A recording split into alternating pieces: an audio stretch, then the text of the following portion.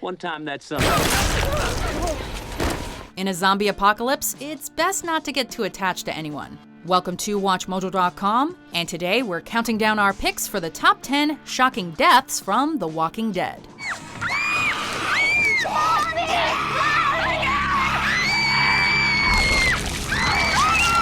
For this list, we're only looking at character deaths from the television series, not the comics or video games.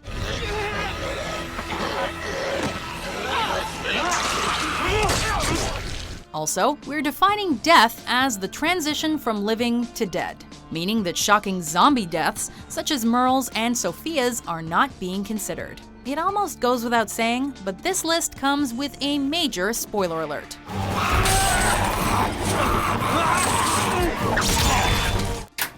Number 10, Lori Grimes. I think the baby's coming. If The Walking Dead has taught viewers anything, it's that no character is safe. Children, the elderly, the physically fit, they all taste the same to a walker. We have to get back to our cell block and have Herschel help. We can't risk getting caught out there. You're gonna need to give birth to this baby here. Simply put, the world Rick and his group inhabit is one that's been subjected to a great equalizing force, an unyielding lethal threat in the form of walkers. We will survive.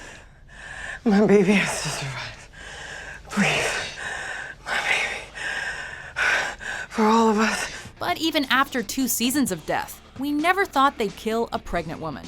Sure, it made Lori vulnerable, but that just made Rick extra vigilant. In the end, it wasn't the walkers that got her, it was the harsh reality of their new world, and the lack of modern medicine that comes with it. If you were surprised, imagine how Rick felt. And Carl. Oh, no. Number 9, Lizzie Samuels. I'll get you more. Lizzie? After seeing Sophia's fate in Season 2, we learned never to trust The Walking Dead with children. Danger lurks around every corner and at the bottom of every well, making a child's chance of survival low. In an unexpected turn, the deaths of Lizzie and her sister Mika came at the hands of the living. This episode showed us the psychological toll that life in this dystopian world takes on children. First, we watched in horror as Lizzie grew so detached from reality that she killed her own sister, thinking it would prove her belief that walkers aren't bad. Don't worry. She'll come back. Heartbroken, Carol must kill this confused little girl whom she loves dearly, as Lizzie can no longer be trusted around the living. Just look at the flowers.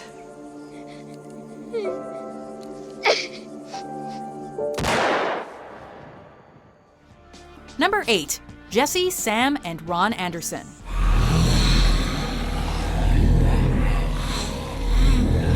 The monsters will come, and you won't be able to run away when they come for you. Sure, everyone suspected that young Sam was not long for this world. The saying, "the meek shall inherit the earth," does not apply in a zombie apocalypse, and Sam was about as meek as they come. Jessie, on the other hand, had just proven herself more than capable when the wolves attacked. Sam really should have stayed behind with Gabriel and Judith, but he insisted that he could be brave. Take Sam. No, Yes, Sam, it'll be safer. I'm not leaving you. But apparently he was wrong. The old zombie guts camouflage trick was working perfectly, but from the very first nervous "Mom," Sam sealed his fate, and that of his family. The way they were torn apart? Brutal. Rick chopping off Jessie's arm? Harsh, but necessary. And then Ron finally snapped. You.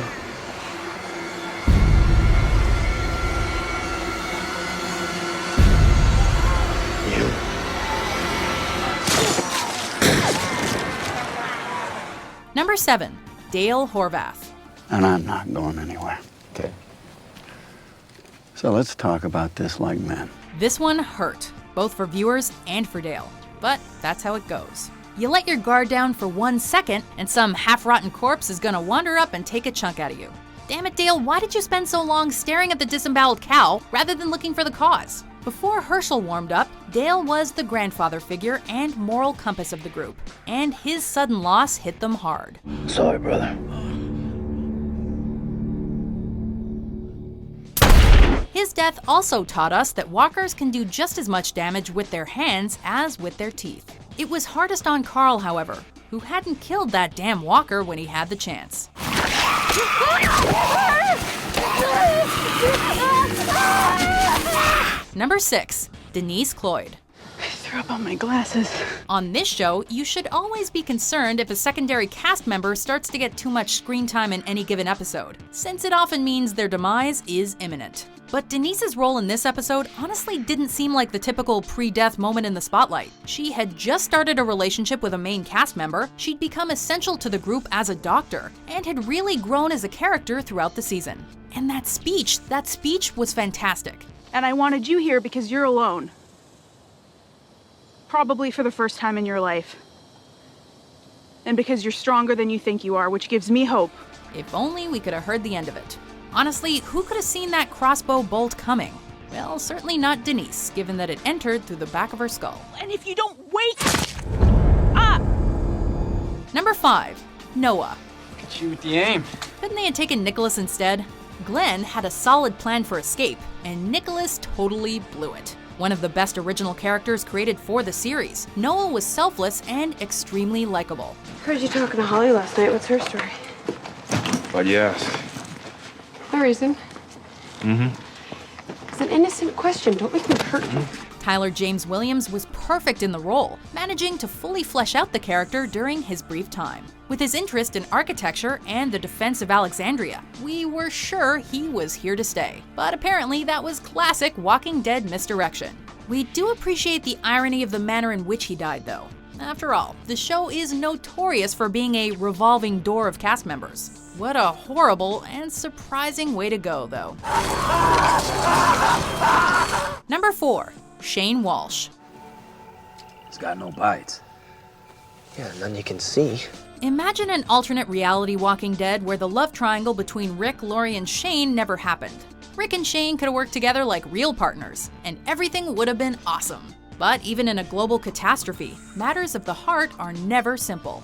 You tear into me for keeping secrets when you're holding on to this! You want me to bring a baby into this? To live a short, cruel life? After almost 2 seasons of tension, the Shane-Rick conflict came to a head with Shane deciding to murder Rick. So this is where you plan to do it?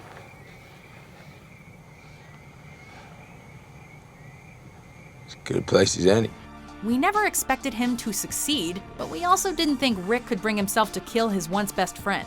Didn't it seem like Rick had talked him down? Then the knife flashed. In the end, Shane had broken Rick's trust beyond repair and left him no choice. Damn you for making me do this shit! This was you, not me! You did this to us! Oh, and zombie Shane's death was equally shocking. It's not what it seems, please. Number 3, Beth Green. You keep telling yourself you have to do whatever it takes just until this is all over. We accept that The Walking Dead isn't concerned with our feelings, but this felt unnecessarily cruel. We spent half a season following the group's search for Beth. First, the joyous reunion between Beth and the group is dampened when Lieutenant Dawn Lerner reveals that she will not let Noah leave with them. No, I just need Noah.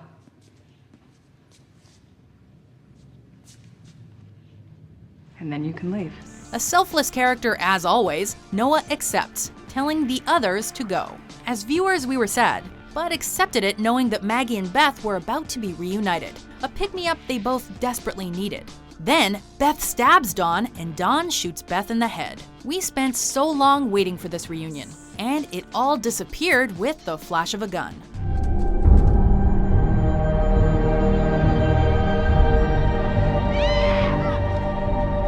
Number 2, Herschel Green. You say you want to take this prison as peacefully as possible. That means you'd be willing to hurt people to get it. We mentioned that Maggie and Beth could have used something positive to lift their spirits, and this is why. The death of Herschel was one of the most devastating moments in the show, for his daughters, for the entire group, and for viewers. In many ways a Dale 2.0, he was wise, a moral compass, a testament to the adaptability of survivors in this new world, and a constant source of hope. He not only survived being bitten, but also a subsequent back alley-style leg amputation. He'd been through so much, we figured the showrunners would finally cut him some slack. We watched the screen riveted, convinced that Rick's moving speech would surely trump the governor's bloodlust. Now you put down your weapons, walk through those gates. You're one of us. And then the sword dropped. Liar.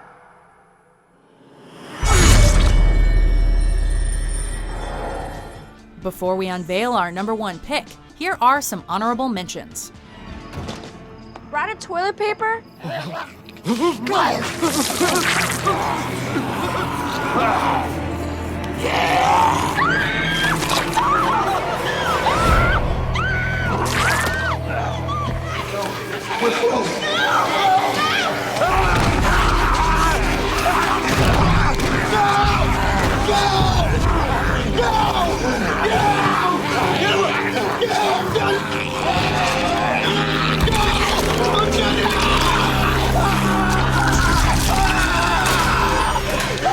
I tried.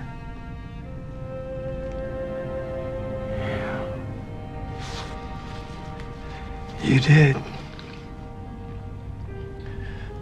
You did.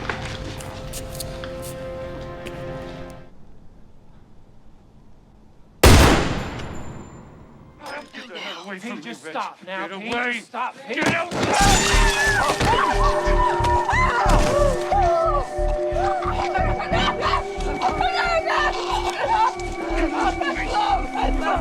Listen to him! Listen to him! Besides, I already made you a promise.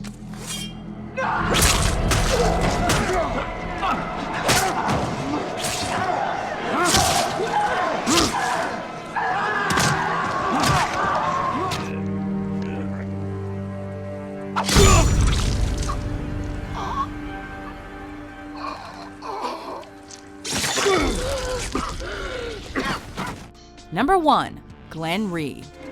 Maggie? And there it was, the death that many fans were expecting, but everyone prayed would never come. You thought you were safe. I get it.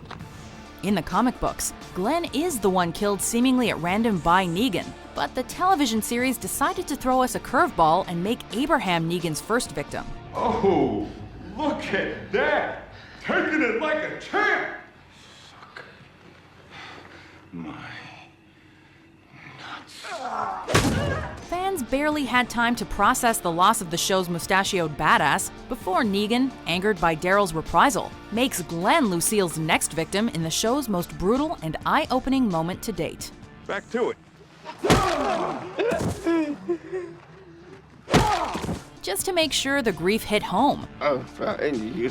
Rick later dreams of a future made impossible by Negan, where all the characters, including Abraham, Glenn, and Glenn's unborn child, are enjoying a beautiful picnic together.